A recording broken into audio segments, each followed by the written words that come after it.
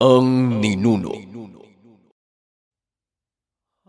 Ang kwentong ito ay hango sa totoong buhay. Mula ito sa isa nating kabayan na itago na lang natin sa pangalang Teroy. Taong 1961. Panggalaykayan, Bindoy. Napapatanong na lang si Teroy sa sarili.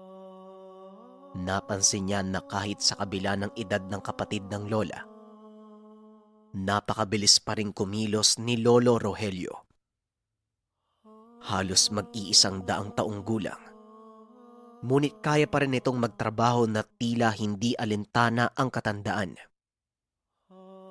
Nangangahoy, nag-uuma, at kung ano-ano pang mabibigat na gawain. Sa katunayan, hindi ito naging sagabal sa mga anak kahit hindi siya alagaan at suportahan. Tumatanggi ang matanda na kesyo kaya niyang alagaan at pakainin ang sarili. Kung ano man ang ibibigay sa kanya, doon na lang ito ituon sa nabuong pamilya. Nag-iisa na lang si Lolo Rogelio sa tahanan. Hindi umaasa sa kahit anong tulong. Walang sinasandalan maliban na lang sa sarili. Mariing sinabi ng matanda na wag na siyang isipin. Dahil kung tutuusin, mas malakas pa siya ngayon kaysa noong kabataan. Wag na din siyang kaawaan dahil hindi naman kailangan. Ito ang labis na ikinakamanghan ng pamilya ni Teroy. Kapitbahay lang nila ang matanda kaya alam niya ang gawain nito. Paminsan, mapagbiro at pilyo din si Lolo Rogelio at hindi nagpapahuli sa uso. Kung ano ang bago, sumasakay ang matanda. Medyo malakas sa babae at palaging nakaporma. Tila bagets na napadpad lang sa lugar, lalo na kapag nakakatabi ang kabataan. Napakaangas ding umasta. Makatawag pansin ng matanda, kaya nagtataka ang ilan lalo na sa hindi nakakakilala kay Lolo Rogelio. 12 gulang pa lamang si Teroy ng mga sandaling ito. Unti-unti niyang napapagtanto na meron talagang kakaiba sa lolo. Napatanong siya sa mga magulang kung ano nga ba ang sekreto nito. Si Tio? Ganito yan anak nung buhay pa ang lola mo. Nasabi niya sa akin na yung kapatid niyang si Rogelio, meron niyang anting-anting. Bukod pa dyan, hindi talaga lumad na taga rito yan. Nadestino lang sa kagubatan ng Tanhay. Maagang nagretiro, nakabili ng lupa dito sa atin. Wika ni Tatay Jojo. Dagdag pa nito, si Lola Poring mismo ang nagmungkahi na doon na lamang ito manirahan para kahit papano ay magkita sila araw-araw. Lalo na't dalawa lang silang magkapatid. Hanggang sa naging manggagamot si Lolo Rogelio. Madalas wala na sa tahanan, kaya inakala ng ilang taga roon na espiya ito ng militar kahit maagang nagretiro bilang kafku. Paano ba naman? Bigla itong nawawala at babalik na lamang pagkalipas ng ilang araw. Maging ang pamilya ay hindi alam kung saan siya nagpupunta. Hindi naman ito nagpapaalam. Makikita sa umaga, ngunit biglang nawawala ng walang pasabi. Nung una, nag-aalala ang pamilya pero nung tumagal, nasanay na lang dahil maayos naman ang lagay kapag bumabalik. Basta anak, misteryoso yan si Tatay Rogelio Ewan ko ba kapag tinatanong ko naman, laging iniiba yung usapan. Minsan naman pabiro ang sagot. Mahirap paniwalaan ang pagpapaliwanag. Wika ni Tatay Jojo. Ganun po ba, Tay? Kung sa bagay, tinatanong ko din siya pero ang pilyo ng lolo. Nakikipagkamay lang habang nakatawa. Nakikipagbanggaan pa nga ng balikat Nag-aalala ako baka bumigay yung katawan niya. Pero malakas talaga, Tay. Wika ni Teroy. Mula nang magkaroon ng malalim na pag-unawa ang bata, lalo na sa mga narinig niya sa ama, nais niyang alamin ang lihim na tinatago ni Lolo Rogelio. Isang umaga, nakita niya ang matanda na bihis na bihis. Nakaangat at makintabang buhok, nakakulduroy na pantalon, nakadamit na kasing kapal ng kapote. Nang mga sandaling iyon ay bitbit ng matanda ang baston na mukhang ugat ng kahoy. Ngunit nakahulma na tila pinagduktong na buto ng ahas. Si Teroy naman, nakatingin sa beranda ng tahanan, nakaharap lamang ng bahay ni Lolo Rogelio. Ang gara ng datingan, Lo ah. Saan punta natin? Kintab pa ng sapatos oh. Wika ni Teroy. Pista sa dumulog dong. Makikipiesta lang. Sasaglit na rin ako sa libo dahil may bibisitang kaibigan. Tugon ni Lolo Rogelio. Bibisita daw na kaibigan? Ang sabihin mo, Lo, mangbababae ka na naman? Tugon ni Teroy. Hindi ah. May pupuntahan lang ako na importante. Tumatanda na ako eh. Ikaw ba? Gusto mong sumama? Magbihis ka, dali mo. Wala naman dyan ang mga magulang mo, hindi ba? Wika ni Lolo Rogelio. Sa pagkakataong ito, hindi nagdalawang isip si Teroy. Kagad siyang tumango at sinabing sasama siya. Nais talagang makipiesta ni Teroy. Dagdag na lamang dahil si Lolo Rogelio ang kasama. Bukod pa dyan, pagkakataon nito ni Teroy upang malaman ang sekreto ng matanda. Matapos makapagbihis, kagad nang tumakbo si Teroy palabas ng tahanan at hinabol si Lolo Rogelio na papunta na sa kalsada. Naglakad silang dalawa dahil napakabihira pa ng sasakyan ng mga panong ito at kung meron man ay laging punuan. Hapon na nang makarating sila sa lugar. Ayon kay Teroy, matapos makifiesta ay pupunta na nila ang kaibigan ng matanda. Nang mga sandaling ito, duda talaga si Teroy na babae ang sadya ni Lolo Rogelio. Ang buong akala niya ay malapit ang pupuntahan. Ngunit napansin niya na papunta sila sa bukid at wala na masyadong kabayan. Malawak ang palayan habang sa unahan naman may burol na sobrang sukal. Nagaagaw na ang liwanag at dilim ng mga sandaling iyon.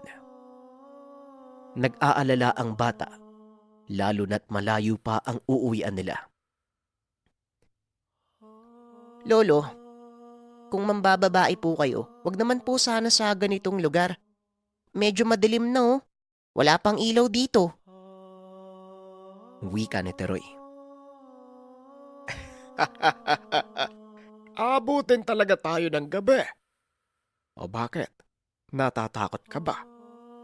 Huwag kang mag-alala. Hanggat kasama mo ko, hindi ka dapat matakot. Kapag may nagbiro sa'yo, makakatikim talaga sa akin. At saka, nasabihan ko na yung kapitbahay kanina. Sinabi kong kasama kita. Baka mag-alala ang magulang mo eh. Malaki ang tiwala nun sa akin kaya kumalma ka lang iho. Kasama mo ang gwapo mong lolo. Tugon ni Lolo Rogelio. Hindi naman nag-aalala si Teroy na baka pagalitan ng mga magulang.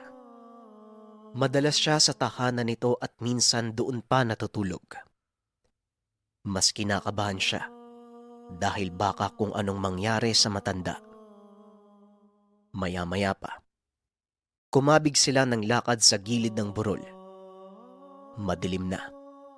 Nagkalat ang mga puno ng saging sa burol. Habang sa kabilang banda naman, malalim ang pilapil at kung hindi mag-iingat sa paglalakad, siguradong malalaglag at lulubog sa putik na tila kumunoy. Teka, nakalimutan ko yata kung saan yung bahay ng kaibigan ko ah. Eh, nako, ang laki na ng pinagbago dito. Ay, oo nga pala doon sa unahan. Ayun o, nakikita mo ba, Dog? Kasamahan ko yan sa CAFGO noon, si Carlos. Total, kasama ka naman eh. Siguradong napapanahon na para malaman mo ang sekreto ko. Ang sekreto ko, Apo, kung bakit ako guwapo. Wika ni Lolo Rogelio. Lolo naman oh, akala ko pa naman sasabihin mo na. Palagi na lang nagbibiro, kaya ang hirap niyo pong paniwalaan eh. Habang papalapit sa tahanan, nakita niya na may matandang lalaking lumabas ng tahanan. Tumingin sa kanilang direksyon at kinawayan sila. Ganun na lang ang pagtataka ng bata. Tila alam ng matandang lumabas na darating si Lolo Rogelio. Nakangiti. Aray ko naman, malalaglag ata ang baga ko ba? Hindi ko inaasahan ang pagdating mo, Rogelio. O sige, dito ang daan. Huwag banda dyan baka makagat kayo ng aso.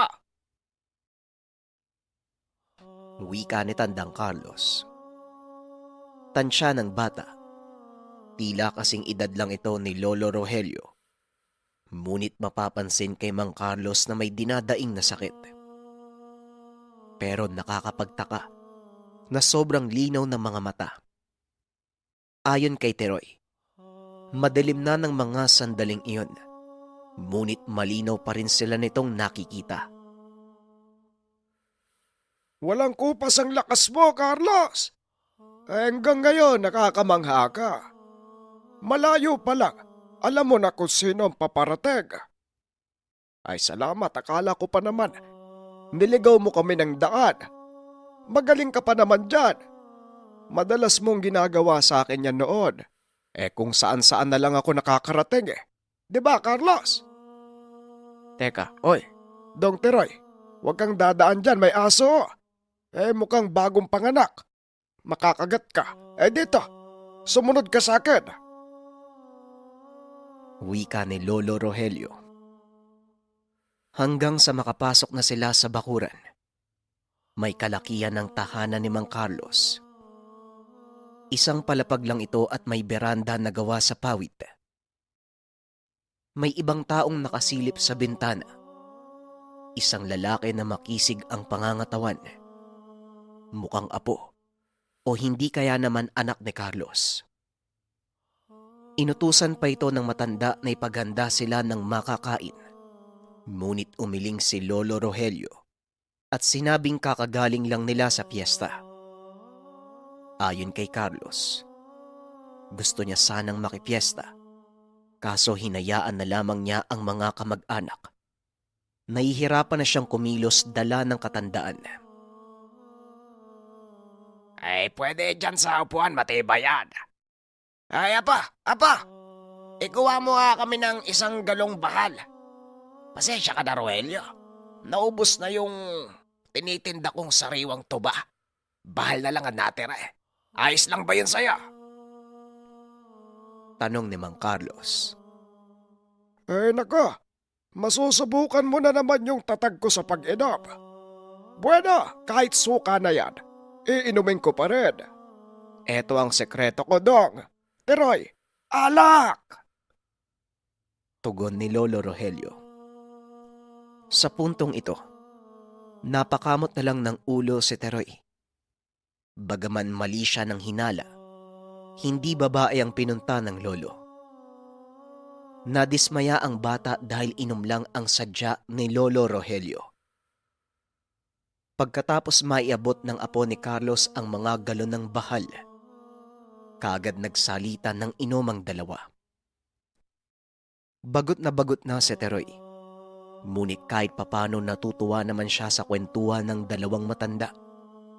Ngunit maya-maya lang, naging seryoso ang usapan. Nga pala, ano bang sadya mo dito, Rogelio? Alam ko namang hindi ka pupunta ng walang dahilan. Kilala kita. Kapag lumapit ka sa akin, alam kong meron kang kinakaharap na problema. Wika ni Mang Carlos. Tama ka naman. Hindi talaga ako pupunta dito kung hindi importante. Kahit hindi ko nararamdaman ang katandaan, minsan naiisip ko, baka hindi na ako magtatagal. Alam mo na, yung pakiramdam na baka bukas patay ka na. Humihina na ang pisikal kong katawan. Ramdam ko na si kamatayan, Carlos. Iba talaga ang binibigay ng mga tangan, ano? Ay, nakakamanga. Tugon ni Lolo Rogelio. Nakikita ko naman, totoo ang lahat ng yan. Malakas pa rin pero inaanay na ang katawan. Hindi may pagkakaila na pareho tayo eh. Hindi naman natin maiiwasan sa kamatayan. Hindi pwedeng manatili tayo sa lupa ng habang buhay. Pandaraya na yun sa mata ng Diyos. Siguro pwede. Kung yung lakas mo galing kay Satanas, malaya ka at immortal. Wika namang Carlos. Sa pagkakataong ito, maiging pinakinggan ni Teroy ang pag-uusap ng dalawa. Alam niya na meron siyang matutuklasan sa pagkatao ni Lolo Rogelio, lalo na sa mga binibitawang salita na ngayon pa lamang narinig ni Teroy. Alam mo, sa totoo lang, ayokong ipasa sa mga anak ko o kahit kaninong kamag-anak ang tangan ko eh. Natatakot ako sa sasapitin nila. Naiisip kong baka mas malala pa sa atin eh. Hayaan ko na lang ang pamilya ko na magkaroon ng normal na buhay. Wika ni Lolo Rogelio. Yan ba ang problema mo kaya ka nandito? Naku, wag Rogelio. Dapat may pagbigyan ka. Aray, ayan na naman. Sumasakit na naman ang likod ko. Hayaan mong may maging legasiya ka. Yan ang magsisilbing alaala mo eh. Bakit hindi mo sila turuan ng kalaban nang makaiwas sila sa panganib? Ayaw mo nun. Mananatiling buhay ang alamat ni Rogelio sa kamay ng kaanak mo. Pumili ka kung sino ang karapat-dapat. Wika namang Carlos. Dito nabati ang atensyon ni Teroy. Tila nasabik siya sa pinag-uusapan ng dalawa. Mawalang galang na po, Lolo Rogelio. Nakakabagot mag-antay dito. At saka parang hindi ko naman maintindihan yung pinag-uusapan nyo. Alam ko naman po na meron kang tinatago. At saka wag po kayo mag-alala, hindi ko naman po ipagsasabi eh. Ako lang po yung makakaalam. Saka aray ko naman, ang dami naman pong lamok dito. Wika ni Teroy. Aba, nakakatawa tong apo mo ah. Ikaw talaga, Rogelio. Sa sobrang pag-iingat, hindi mo na namamalayan. Nahihirapan na mga kaanak mo sa kakaisip sa'yo. Siguro sakit ka sa ulo ng pamilya mo, ano? Ako matagal ko nang sinabi. Maliliit pa lang ang mga anak ko, alam na nila kung sino ko. Ayoko nag-aalala sila eh. Pero teka, nakakamangha yung lakas ng kuryosidad ng batang to ah. At saka mukhang matapang. Tignan mo yung mga mata oh. Hindi mo ba napansin napaka-agresibo? Matalino tong batang to. Alam mo dong, itong lolo mo, alamat sa Kafgo eh. Marami ang napatumbang rebelde. Mabilis at malakas kahit walang sandata. Oh, Rogelio, huwag kang sumimangot dyan. Mas magaan ang pakiramdam kapag nagsasabi ng katotohanan. Para mapanatag ka. Apo mo naman yan eh. At kailangan din nilang malaman kung anong lihim sa pagkatao mo. Palibasa, ayaw mong katakutan ka ng mga tao eh. Wika namang Carlos. Ay nako, Carlos. Ang aga mong tinamaan ng alak. Kinikindatan pa naman kita kanina. Hindi mo napansin. Alam mo namang may kasama ako eh. Ayan, wala na. Para mo na akong hinubaran. Huwag kang maniniwala sa sinasabi ng matandang ito ha. Hindi totoo yon, Teroy. Wika ni Rogelio. Lolo, alam ko namang pong totoo yan. Naniniwala po ako kay Tandang Carlos. Marami po kayong lihim. Pinag-uusapan na nga po kayo ng pamilya eh. Tama po si Tandang Carlos. Sakit po kayo sa ulo. Ayaw niyo pong magpaalaga kahit matanda na po kayo. Nag-aalala po kami. Baka wala kang makain, walang makasama, lahat ng anak mo may sariling pamilya na. Muling wika ni Teroy. Sa pagkakataong ito, napakamot na lang ng ulo si Lolo Rogelio at panay ang pag-iling. Naku, itong batang ito, oo. Ayan tuloy lumakas yung kuryosidad. Alam mo ba, Carlos, kahit pilyo yung batang yan, gustong gusto ko itong si Teroy.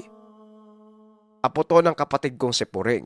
Pero lahat ng mga kamag-anak namin, kahit sa loob ng pamilya ko, sa batang ito ko nakikita ang sarili ko. Kaya nga natutuwa ako kapag nasa bahay yan eh. Wika ni Lolo Rogelio. Natutuwa daw, hindi naman eh. Palagi nyo nga po akong niloloko. Nawawala ka na lang bigla tapos gugulatin mo ko. Lagi pa nga ako naiiyak dati. Nilalayo mo naman ang usapan, Lolo. Liliis ka na naman ng kwento. Kapag naiipit, umiiwas. Tugon ni Teroy. Hindi magkawari sa kakatawa si Mang Carlos, maging ang apo ng matanda. Nakakatuwang pagmasdan habang nag-aasaran ang maglolo. Sobrang kulit. Pareho ng ugali na malakas magpatawa. Yun naman pala eh. Bakit hindi na lang tong bata na to yung piliin mo? Aatakin ako sa inyong dalawa. Grabe kayo mag-usap. Itong batang to talagang malakas yung kuryosidad, ano? Ikaw, Iho, ano bang pangalan mo? Teroy, hindi ba? Teroy, hindi ka ba natatakot kapag nalaman mo yung tinatago ng Lolo Rogelio mo? Alam mo, mahirap paniwalaan kung anong meron sa kanya. Totoo ang sinasabi ko. Alamat tong lolo mo. Gusto mo bang malaman kung bakit?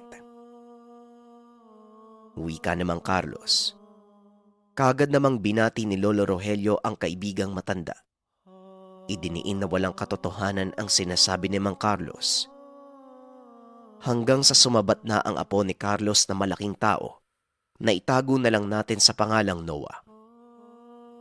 Sinabi nitong siya ang tagapagmana ng tangan ng matanda. Tanggap niya ang lahat. Pinaghahandaan na lahat ng panganib sa buhay sa oras na dumating ang pagsubok. Mawalang galang na po, Mang Rogelio. Pero dapat, sabihin niyo na po sapo niyo yung lahat eh. Para kahit papano, meron man lang nakakaalam kahit isa sa pamilya mo. Yung batang yan, pwedeng siya rin yung piliin mo. Nakikita ko naman na magkasundo kayo eh. Wika ni Noah. Walang nagawa si Lolo Rogelio kung hindi sabihin ng katotohanan. Kaagad niyang sinabihan si Teroy na dapat isa-isip ang lahat ng maririnig.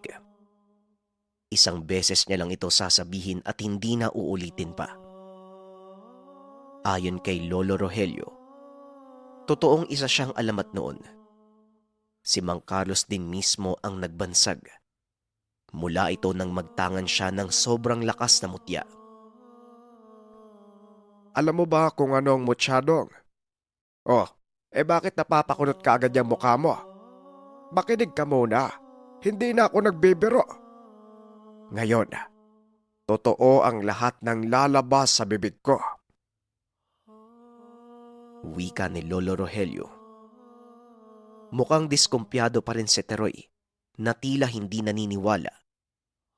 Nakangiwi ang bibig habang nakikinig sa matanda. Sigurado ka, Lolo ah. Totoo yung lahat ng sasabihin mo. Mamaya hindi na naman eh. Kagaya na lang nung bibilan mo ko ng laruan. Wala naman. At saka, ano po ba yung mutya? Sige nga po, naniniwala na po ako. Wika ni Teroy. Dito napangiti si Lolo Rogelio. Hinawakan ang ulo ni Teroy. Nasabing nararapat na sigurong ipasa ang kaalaman, ngunit sa bata lamang. Sa pagpapatuloy ng matanda, ang mutya ay isang bertud. Maraming klase pero lahat ay galing sa kalikasan. May iba namang bertud na gawa lang ng tao, kagaya na lang ng bertud ni Carlos na digdum. Inukit na digdum at ginawang San Benito. Ngunit idiniin ng matanda na malakas ang kaibahan ng galing sa kalikasan at sa gawa ng tao. Ang mga nakakamanghang bagay, bato, buto, at marami pang uri na may waga ay isang mutya. Habang halos lahat naman ng mutya na galing sa tao ay gawa ng may karunungan. Ngunit may pagkakaiba din ang karunungan, lalo na kung saan nanggagaling at kung sino ang gumawa. Mga kataga na sadyang buhay na salita at kapag nabanggit ay sobrang delikado. Sumasabay dito ang presensya na kung sino man ang sinasamba, mula sa kadiliman o mula sa liwanag. Ang mga kataga sa Biblia, matatawag ding karunungan na maaaring gamitin bilang sandata, pero may likas na kataga na mas malakas ang bisa. Ang orasyong Latin, dahil ang mga katagang ito ay mensaheng naiintindihan talaga ng mga masasamang elemento. Kaya napakabisa sa oras na banggitin sa pakikipaglaban sa demonyo. Meron ding mga kataga na mula sa mga sugo, kagaya na lang ng Atardar, Metatron, Aklat ng 7 Arkanghel, Alpha Omega, Aklat ng San Benito, Sator, at marami pang iba. Dagdag pa ng matanda, higit sa lahat ay meron ding lokal na tawag na Bisaya na pamaba. Bagaman hindi literal na Latin pero pinaghalo-halo na ang iba't ibang karunungan, mga lingwahe na sobrang makamandag, lalo na kapag ginamit bilang tigalpo, bakod, poder, pamparusa at marami pang iba. Ito ay ang mga nakasanayan ng karaniwang tao, lalo na sa mga nakatira sa bansang Pilipinas. Karamihan nasa Kabisayaan at mga tagong lugar. Ito ang gamit ni Lolo Rogelio, ang pamaba. Habang nakikinig si Teroy, mahahalata sa muka na tila naguguluhan, hanggang sa inangat ng matanda ang tungkod at inabot kay Teroy. Yan ang mutya ko. Yan ang dahilan kung bakit ako malakas hanggang sa ngayon. Ang mutya ng 17 ahas na namumungad sa isang kuweba sa gubat ng Pamplona. Marami akong pinagdaanan bago ko nakuha ang gamit na yan. Diba, Carlos? Kaibigan, nagpasama pa ako sa'yo. Kamuntikan ka pa nga mapahamak. Wika ni Lolo Rogelio. Lo, ang dami mong sinasabi. Para po kayong guro. Wala po akong naiintindihan. Maliban na lang po dito sa tungkod nyo. Teka, ang kati talaga ng paa ko. Ang dami pong lamok dito. Tugon ni Teroy. Dong, di ba gusto mong malaman kung sino talaga ako? Ayan, sinasabi ko na eh. Isa akong biyasa sa karunungan. Lihim na karunungan. Aba, dapat lang isa-isahin ko para maintindihan mo talaga. Ano bang sabi ko? Isang beses ko lang ito ipapaliwanag at hindi ko nauulitin. Bueno, tuloy tayo. Total mukha ka namang nakikinig sa gwapo mong lolo. Bagaman mabagal yung utak mo, pero kahit papano, meron pa namang natitira dyan. Sa madaling salita, apo, matatawag akong albularyo. Alam mo naman yun, hindi ba? Bukod sa doktor, meron pang iba na kaya magpagaling ng sakit. Pero mas malakas at hindi nakatuon sa gamutan ng gawain ko. Nakatuon sa lakas ng katawan, liksi, bagsik, at syempre, kasama na doon ang karisma ng pagiging gwapo. Hindi mo ba napapansin, kahit matanda na ako, bakas pa rin ang kagandahan ng lalaki ko. Napakapogi ko. Wika ni Lolo Rogelio. Mukhang malakas nga po yung tama ng alak sa inyo ah.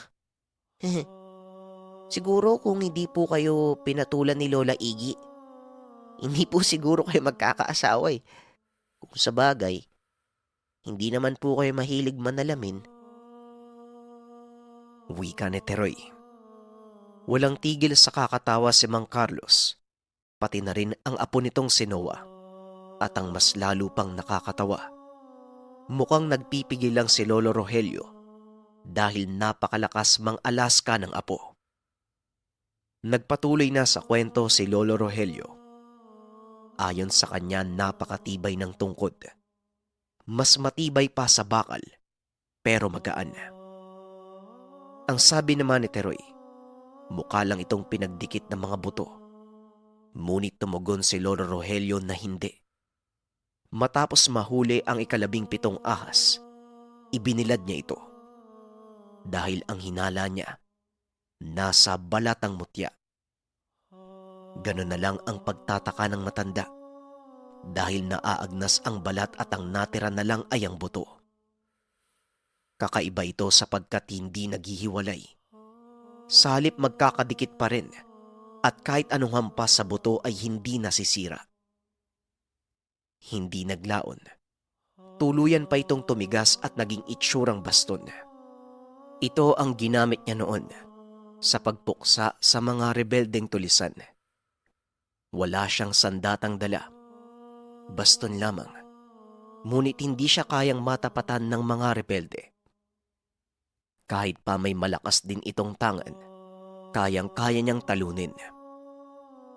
Maliban pa dyan, habang nasa gubat ang mga Kafgu, hindi may iwasan na may ibang makakalaban bukod sa rebelde. Hindi tao, kung hindi aswang at marami ng beses nilang nakarap. Tama. At si Rogelio lang ang pumatay sa mga aswang. Wala nang iba. Hanggang nood lang kami. Yung ibang kasama namin nagtatakbuhan. Tapos yung iba naman nagpapaputok ng baril. Pero kahit isa sa kanila hindi nakakatama sa mga aswang eh. Pero si Rogelio, mano-mano lang, walang sandata. Hanggang sa hindi namin namalayan, bigla na lang may atungal. Pagtingin namin, aba, nakapatay na ng aswang si Rogelio. Hindi lang isa, 3. Tama ba, kaibigan? 4 ata, pero halos wala nang natira kaya hindi namin masyadong maalala. Mukhang tinadtad yung katawan eh. Ganyan kadelikado ang lolo mo. Teroy, mas mabangis pa yan sa aswang. Wika ni Mang Carlos.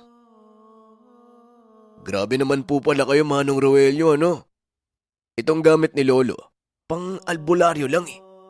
Ilang pandepensa pero umaasa sa orasyon. Nga pala, ano pong bisa niyan? Saka paano po nakukuha?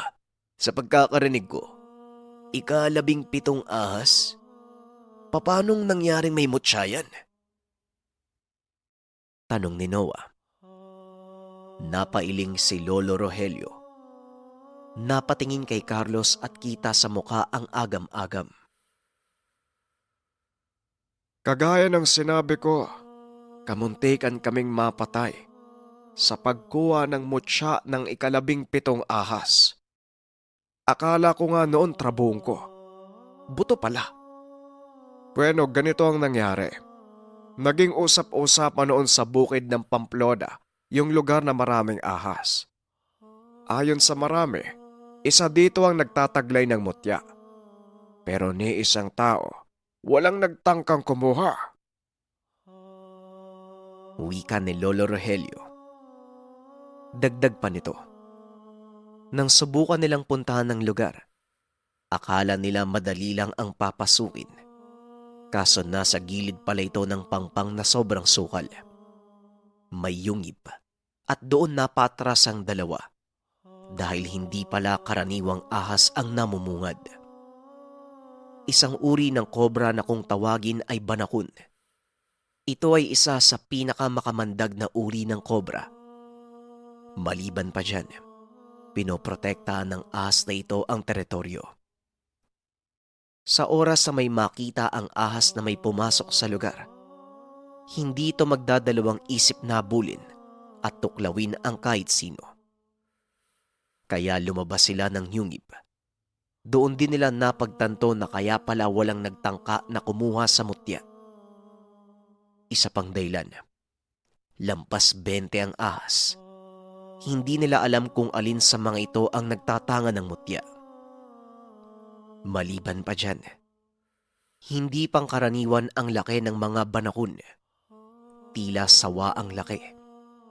Hindi may pagkakaila na ang mga ahas na ito ay maaaring may bantay na engkanto. Ngunit dahil sa kagustuhan na makuha ang bertud, matyaga nilang minatyagan ang bawat galaw ng mga ahas. Hanggang sa nakita nila na lumalabas ito sa dapit hapon. At ang ipinagtataka ng dalawa, magkakasunod na tila tren, gumagapang papunta sa batis at umiinom ng tubig. Tinandaan nila ang oras, kaya binantayan nila ito maghapon. Doon din nila nalaman ang saktong bilang. 24 ang lahat ng mga ahas. Noong lumabas na ang lahat sa yungib, dito na sila nagkaroon ng pagkakataon na pasukin ng kuweba. Inaakala nilang nagluwa ng trabungko ang isa sa mga ito at baka nasa loob ng yungib. Pero wala. Mga balat na nagkalat sa loob at walang trabungko. Kagad naman silang lumabas dahil baka abutan ng mga banakon. Dismayado si Lolo Rogelio. Bagaman masasabing may kababalaghan ng lugar, ngunit tila hindi totoo ang haka-hakang may mutya. Gusto sanang itigil na lang ni Lolo Rogelio ang pagkuha. Ngunit dahil na rin sa pangungumbinse at pagbabakasakali ni Mang Carlos, napilitan si Lolo Rogelio. Sinabi ng kaibigan na may mutya talaga sa lugar dahil nararamdaman niya ito. Kahit nawawala ng pag-asa, hindi pa rin siya tumigil na bumalik araw-araw. Tutal malapit lang ito sa kampo nilang mga kafgu. Hanggang isang hapon. Paglabas ng mga ahas ay dito nila napansin ang 17. Nagliliwanag ang mga mata at nag-iiba ang kulay. Nanlaki ang mga mata ni Mang Carlos at Lolo Rogelio. Kagad sinabi ni Mang Carlos na ito ay indikasyon na doon manggagaling ang mutya. Sa madaling salita, ito ang nagtatanga ng bertud sa lugar na iyon. Pero ang tanong, paano nila ito makukuha? Dahil kapag nabulabog ang mga ahas, magpupulasan ang mga ahas at sabay-sabay na susugod sa kanila. Kaya nag-isip sila ng paraan. Hindi naman pwedeng barilin dahil sa oras na mangyari ito, ayon kay Mang Carlos ay bubungad sa kanila ang bantay na lamang lupa at siguradong mapapahamak din sila. Kaya naman minatyagan nilang maigi ang kaibigang ahas hanggang sa nakita nila itong hindi umiinom ng tubig sa batis. Sa halip, lumihis ng daan, napunta sa napakalaking puno ng madre cacao. Napabitaw ng mabigat na salita si Carlos. Ang sabi nito, nakikisama lang ito sa ibang ahas, pero sa puno talaga nakatira at hindi sa yungib. Hindi din bumabalik agad. Sa halip nananatili muna ng ilang oras sa puno na tila nag-aantay ng makakain. Nang magkaroon ng pagkakataon, paglihis nito ng daan, binagat nilang dalawa ni Lolo Rogelio. Tinubunan ng tela ang ulo at dinakma sabay silid sa sako. Pagkatapos nun, kumaripas na ng takbo ng walang lingon-lingon. Dahil sa oras na huminto sila, maaaring patayin sila ng lamang lupa na nagmamay-ari sa ahas. Yun na nga ang nangyari. Kabi-kabila ang kaluskusan at halatang may nakasunod sa kanila. Nakakakilabot na huni, bungis-ngisan at hilik ng kabayo ang narinig nila sa lugar. Hanggang sa naipit sa masukal na kakawyan ang dalawa. Dito bumungad sa kanila ang 3 tikbalang na ubod ng laki. Nanlilisik ang mga mata at makikita sa mukha ang galit. Habang si Mang Carlos naman, dahil may tiwala sa sariling kaalaman, sinubukan niyang tigalpuin ang isa sa mga tikbalang. Ngunit mas nagalit lang ang tikbalang at sabay na sumugod sa kanila. Sa sobrang sukal na lugar, hindi nila magawang makatakbo ng mabilis. Kaya naabutan sila at dito kamuntikang mamatay si Mang Carlos. Pinagsisipa ng tikbalang si Mang Carlos. Mabuti na lamang may ilog. Kaagad hinila ni Lolo Rogelio si Mang Carlos sa ilog at doon lumubog sa tubig ng ilang segundo. Unti-unti silang tumatawid sa kabila. Hindi naman sumunod ang mga tikbalang. Ang sabi ni Mang Carlos, tama lang ang ginawa ni Rogelio. Mabuting naisip kagad ni Lolo Rogelio na tumawid sa ilog. Tila sinadya ng tadhana. Dahil si Lolo Rogelio noon ay wala pa talagang alam sa mga katangian ng lamang lupa. Ang ilog ang hangganan ng teritoryo ng mga nilalang. Kapag sumunod pa ang mga ito, mapapasabak ang mga tikbalang sa loob ng teritoryo na pagmamay-ari ng ibang elemento. Apo Noah, marahil alam mo na kung ano ang dahilan kung bakit sumasakit ang likod ko hanggang balikat. Hindi ito sa katandaan. Dulot ito ng pinsala na natamo ko sa mga tikbalang. Kahit kamuntikang mapahamak, masaya akong si Rogelio ang nagtanga ng mutya. Kahit papano, namulat din siya sa kakaibang mundo ng may mga tangan, ng may mga katangian.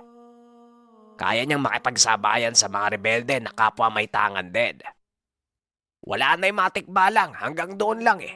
Siguradong napilitan lang na ibigay kay Rogelio yung mutya. Paano ba naman? Naalampasan namin yung pagsubok. Hindi pala nalampasan. Natakasan. Walang nakakaligtas sa pagsubok kapag tikbalang ang nagbabantay. Hoy! Utoy! Bakit ang tahimik mo dyan, Teroy? Nawala yung kapilyuan mo Ang seryoso mo naman. Ano na? Ngayon alam mo na kung sino ang lolo mo. Wika ni Carlos. Hindi kaagad nakakibo ang bata. Halata sa muka ang pagkamangha. Dito niya napagtanto kung ano ang tangan at karunungan. Kung gaano kadelikado makakuha ng maiwagang mutya. Lalong-lalo na kung sino at ano si Lolo Rogelio. Tinitigan niyang maigi ang baston at hinawakan. Lolo, ano po to? Paano po to ginagamit? 'Di ba ito lang ang naging sandata niyo noon? Akala ko tungkod mo lang kasi matanda ka na. Pero iba pala. Yan pala yung dahilan kung bakit malakas ka pa din hanggang sa ngayon. Wika ni Teroy. Dito hinawakan muli ni Lolo Rogelio ang ulo ni Teroy.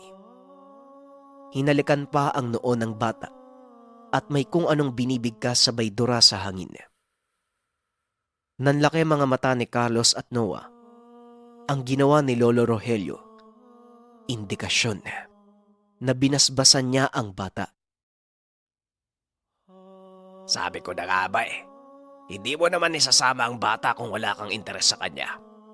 Siya ang pinili mo, tama? Aba, nakakapanabik to Sana matunghayan ko pa ang pagkakaroon ng kakaibang katangian ng apo mo. Dawa, total mas matanda ka. Pwede bang ikaw ang magbantay dito kay Teroy kapag wala kami? O kapag nawala na kami? Wika ni Mang Carlos. Labis ang pagtataka ni Teroy. Napatingin pa ito sa malayo at halatang nag-iisip ng malalim. Sumabat naman si Noah. Gusto niya ang bata sa kabila ng kapilyuan nito. Dagdag pa ng binata. Dahil alam niya ang tahanan ni Tatay Rogelio. Bibisitahin niya palagi ang bata. Natatakot na ako, Lolo Iba na yan. Sige kayo, uuwi na ako. Iiwan kita dito, Lolo. Ano po ba yung pinag-uusapan niyo? Bakit po ako babantayan?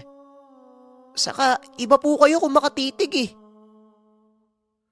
Wika ni Teroy. O nasa na yung kakulitan mo? Kanina ang lakas mo mang alas ka Ngayong alam mo na ang lahat, natatakot ka. Ganito, Rogelio. Pahintulot yung ginawa ko.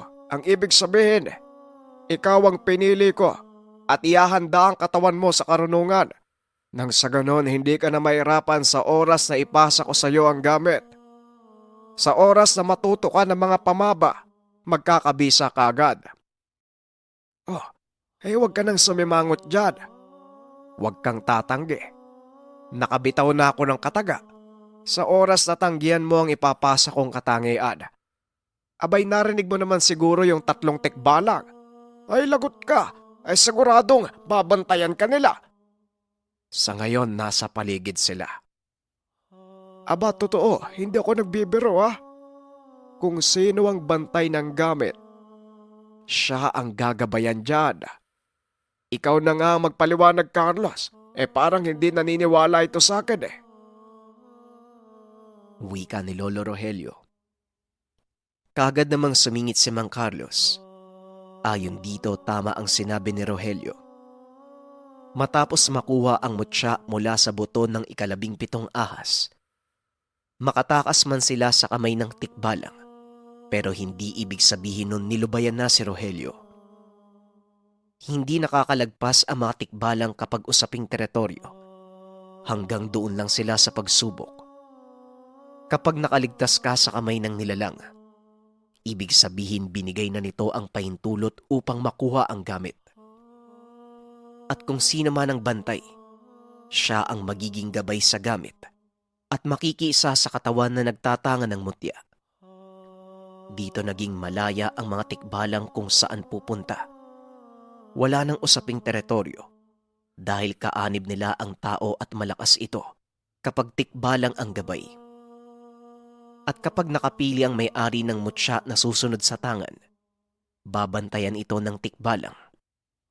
Kapag tumanggi, hindi magdadalawang isip ang tikbalang na gulpi ng tao hanggang sa mamatay. Kawalan ito ng respeto batay sa mga pag-unawa ng mga gabay na elemento. Oh, kailangan ko pa bang ipaliwanag uli ng mas maging malinaw sa inyo? Ikaw kasi, yang kakulitan mo at lakas mong mang-alas ka. Yan tuloy ang sinapit mo ngayon. Pero Dong, ang totoo, ikaw talaga ang gusto ko noon pa. Natatakot lang ako dahil ayaw kong maranasan ng kaanak ko ang naranasan ko. Kahit hanggang ngayon nga, patuloy pa rin akong sinusubok. Wika ni Lolo Rogelio. Sa pagpapatuloy ng matanda, kaya siya nawawala ng biglaan. Indikasyon ito na may nangangailangan ng tulong. Kapag nakaramdam siya ng taong nasa peligro, kahit nasaan basta malapit sa kanya, kaagad itong pinupuntahan. Kadalasan napapasabak si Lolo Rogelio sa laban na kinakasangkutan ng masasamang tao, tulisan at mangkukulam. May iilang ding ginagambala ng aswang, bati ng mga elemento. Lahat ng ito ay nasusupil ni Lolo Rogelio sa tulong ng mutya mula sa buto ng 17 ahas. O bakit hindi ka nagsasalita? Abay, magiging tagapagligtas ka na. Pero dapat manatiling lihim ang pagkatao mo. Kahit gaano pa kalapit o kahit magulang mo pa, maging kapamilya mo balang araw, wag na wag mong sasabihin kung anong meron sa'yo. Basta, walang mangyayaring masama hanggat nasa kamay mo ang baston. Ang tanong ko sa'yo, Teroy, tatanggapin mo ba ang responsibilidad? Wika ng matanda. Pinipigilan namang Carlos at Noah ang pagtawa. Hindi mapakali si Teroy. Malikot ang mga mata habang pinagpapawisan ang noo. Balisa ang itsura na tila tatakbo na anumang oras. Ba naman to si Lolo? Ano pa po bang magagawa ko? Di tatanggapin ko na lang po kahit labag sa kalooban ko. Ikaw kaya yung takutin. At saka, para po kasing, ang sakit po kaya manipa ng kabayo. Maraming salamat sa pakikinig ng ating kwento, mga kabayan. Simpleng katanungan, upload na ba natin ang next episode? Kung anong opinion nyo, comment nyo lang dyan sa baba. Maraming salamat. Ang ninuno.